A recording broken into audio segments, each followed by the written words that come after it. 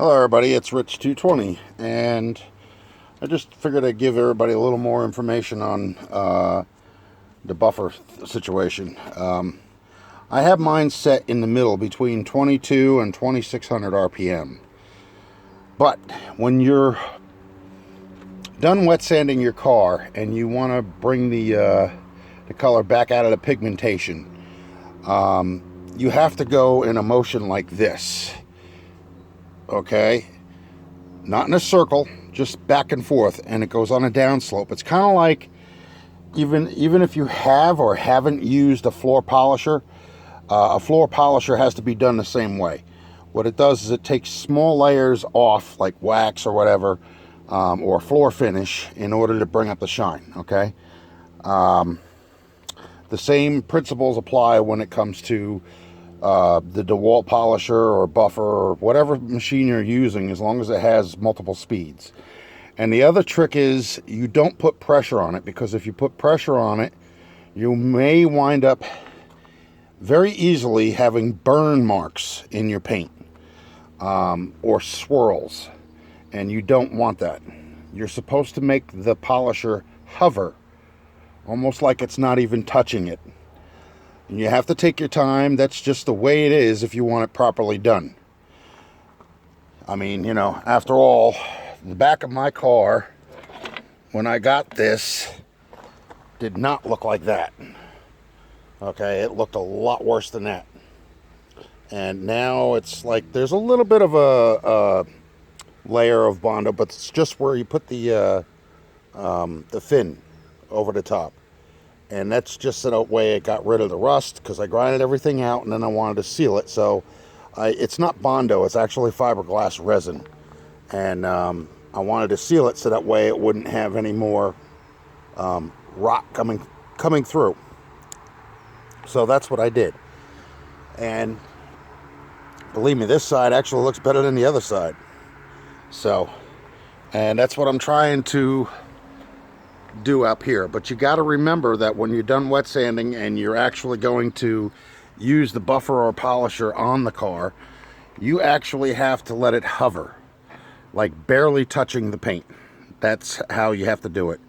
And you do a little bit at a time. You don't try and go all the way down the end of one side of the car and come back up and keep doing that. It's not like you're painting.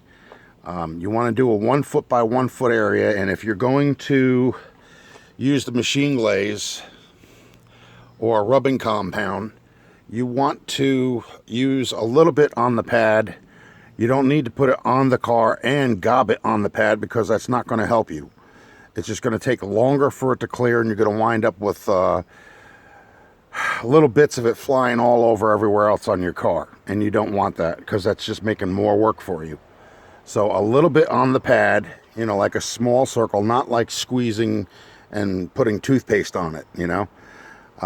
Very thin, and you work it in first, and then you start at a small RPM and you work your way up. But you have to make sure you're hovering, not putting massive pressure on it, because you don't want those swirl marks. All right, well, I hope this helps out everybody. Yeah, as you can see, I got a lot of work to do with this yet. Still got to do door panels, because that one broke. It's back here, and the tires are still back there, and so is the stuff that goes around the doors on the inside, because I'm going to replace everything. It's all going to be redone, but it's going to be made to look like it was originally. So that's what I'm hoping for anyway.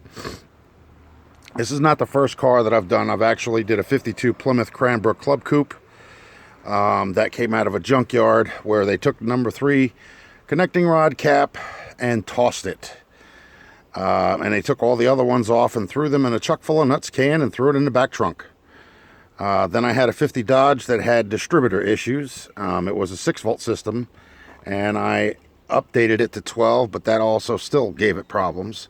Ultimately, the 52 had a carburetor issue that I couldn't resolve because I couldn't find the parts for it. And that's the reason why I got rid of that car. The 52... or the 50 was actually the timing situation with the carburetor. It just kept giving me issues over and over again. So ultimately I got fed up with it, and I gave up on it. Let's see if I can get this window up. Nope, it's not going up. Well, anyway, I'm going to let you guys go because I got to get going. I hope you liked this short. I hope it was helpful and it gave you some insight as to what to do. I will be doing more videos. I still have to do the trunk lid again, and I want to do the driver's side, and I have to do around the windshield because you can see I got a lot of overspray to clear off.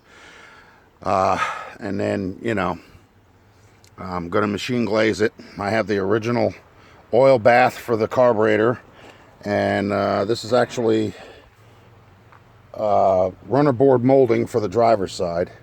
Then I have the front piece right here, which I got to clean this off.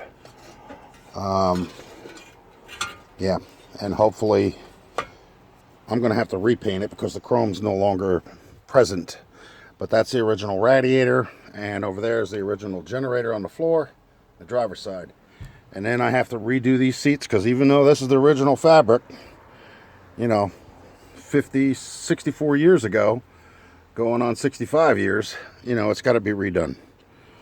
So that's just the price you pay when you get an older car like this. And, you know, most of them usually are project cars. There's not much you can do about it. But please like and subscribe. Hit the bell for post notifications. And leave a comment down below. And we'll see you in the next one. All right, bye.